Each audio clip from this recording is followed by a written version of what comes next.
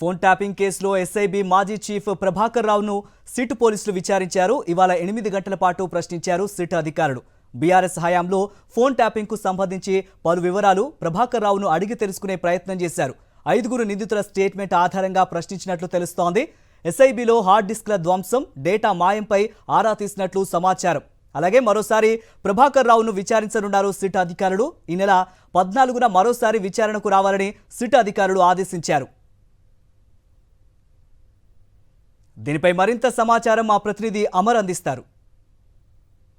Phone tapping కేసులో SIB మాజీ chief Prabhakar రావును ఇవాళ రెండోసారి మొత్తం 8 గంటలకు పైగా ప్రభాకర్ రావును విచారించారు. ప్రభాకర్ రావు సిట్ అడిగే ప్రశ్నలకు ఎక్కడ కూడా సమాధానం చెప్పడం లేదు. దీంతో మూడోసారి విచారణకు అంటే 14వ తేదీన మరోసారి విచారణకు రమ్మని ఇప్పటికే సిట్ బృందం ఆదేశించినట్టుగా తెలుస్తుంది.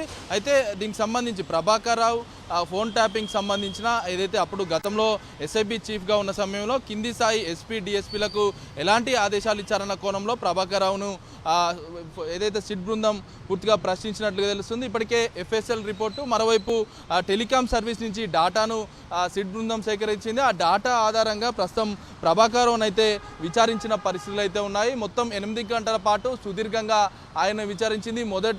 మొదటిసారి విచారించిన సమయంలో కూడా 8 గంటలు, రెండోసారి కూడా 8 గంటలు విచారించడం, మరోసారి అంటే మూడోసారి విచారణకు రావాలని 14వ తారీఖు రావాలని కూడా ఇప్పటికే సిట్ బృందం సూచించిన నేపథ్యంలో 14వ తేదీన మరోసారి ప్రభాకర్ రావు సిట్ విచారణకైతే రానున్నారని చెప్పుకోవచ్చు. ఒకవైపు ఎస్ఐబిలో ఉన్నటువంటి డాటాను హార్డ్ డిస్క్లన్నీ కూడా ధ్వంసం చేశారు కాబట్టి ధ్వంసం ఎందుకు చేయవలసి వచ్చింది, మీరు ప్రణీత్ రావుకి ఎందుకు ఆదేశాలు ఇవ్వాల్సింది, ప్రణీత్ రావుతో పాటు శ్రావణ్ రావు ఇద్దరు కూడా హార్డ్ డిస్క్లకు సంబంధించి ఎస్ఐబిలో ఉన్నటువంటి మొత్తం వ్యవస్థను ధ్వంసం చేసేలా చేశారు. గతంలో ఉన్నటువంటి మావోయిస్టుల డాటాతో పాటు అసాంఘిక కార్యకలాపాలు జరిగిన క్రమంలో వాటంతటి డాటా కూడా మొత్తంగా ఇప్పటికే ఎస్ఐబి సేకరించిన నేపథ్యంలో ఆ డాటాను మొత్తం కూడా ఇప్పటికే మొత్తం డిస్ట్రాయ్ చేసిన నేపథ్యంలో, ధ్వంసం చేసిన నేపథ్యంలో వాటన్నిటి డాటాకు సంబంధించి షకిలాలకు సంబంధించి ఇప్పటికే ఏదైతే నాగోల్ మూసీ బ్రిడ్జి సమీపంలో వాటన్నింటిని కూడా సేకరించారు.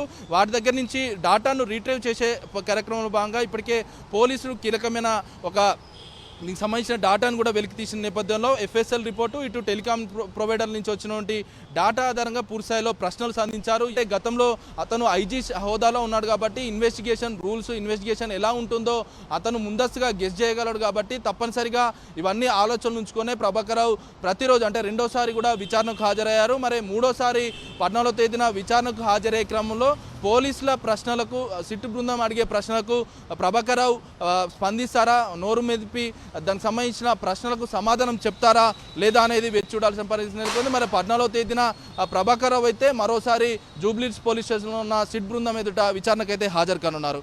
కెమెరా పర్సన్ కుశాల్తో అమరేందర్ రెడ్డి, సాక్షి టీవీ, జూబ్లీహిల్స్ పోలీస్ స్టేషన్ నుండి.